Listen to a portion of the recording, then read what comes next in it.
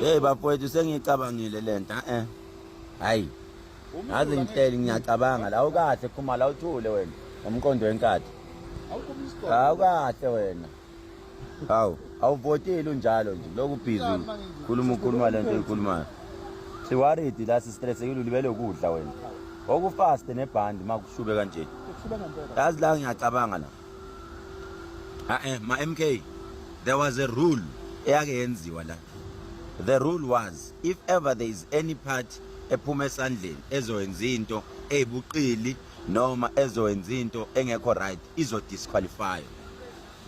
We have proven so many times ukuthi iANC yenze icorruption yenze ubugebengu, and now people are confessing. There was that colored lady, I think she's from Cape Town, also who was a party agent of IEC. Esebenzela iIEC ushilo ukuthi kune corruption, and we also have ama-proofs ama-ballot papers ebetholakala emotweni zomkhandlu zomasipala zonke lezo zinto. And why is that not taken into consideration? Bafowethu ake nithi makupolitiko kukhulunywa iqiniso, face the reality. uANC kudala ekhombisile ukuthi vele bekufanele disqualify from ukuvotwa. So why is that rule not applying? Because it's pointless ukuthi kuzothiwa akubuyeleni kwi back kuyovotwa. No, ngiyayinqaba leyo. Yabona manje ingqondo ibuyile. No. Buyele ingqondo kimi.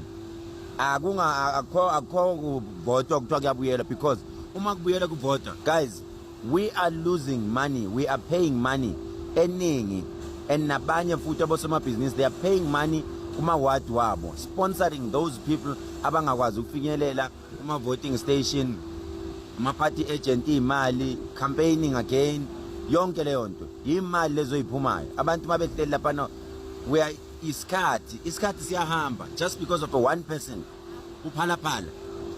Ngishila izolo mina, ngiqalile izolo ngathi mina ngiqala izolo ngathi wena mina nawe ake ngidile nawe. Isukile baba, esokele nje umuthi nje shana ngomuthi ngithe kuwe uzojikelwa abangani bakho le phezulu cabinet la benihlala nabo nithatha ama decision ibona abazokujikela. Ake sibukeke manje isokele ndoda uday number 2 la isibheke khona, sibheke ku day 21 ukuthi 21 days uzobe usekhona yini lapho. Uyehla uyathanda uthanda uyehla wena lapho, kodwa ke nje leyo kuthiwa kubuyele kuyovotwa futhi never. Onganani ungabuyela kuyo countwa futhi ku count manually uANC before count futhi sicela qala siprovele ama numbers wonke lawa athi yena uwathathephi lawo ma numbers. ANC no DA abasiprovele, then after that it needs to be counted manually. What yayibalela, after that iqeda kuyibalela, and then bese select umuntu hlangana ndawo thizeni azosilethela ama number siyibone lento ibonakala.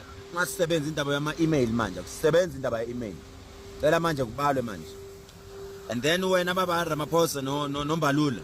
Wana Mbalula nje kade ngasho ngathi buyele emuva emakhaya. Buyele emuva emakhaya. Nalento ukuthi kuloko ngofana manje kuthiwa Eastern Cape benzeni. Bafowethu Eastern Cape bayikhulumela abantu.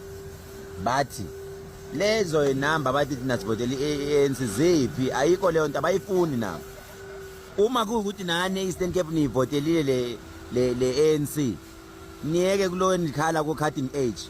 Kunengxaki urhulumente, kunengxaki yantoni ingxaki yo ukhuluma ngevote.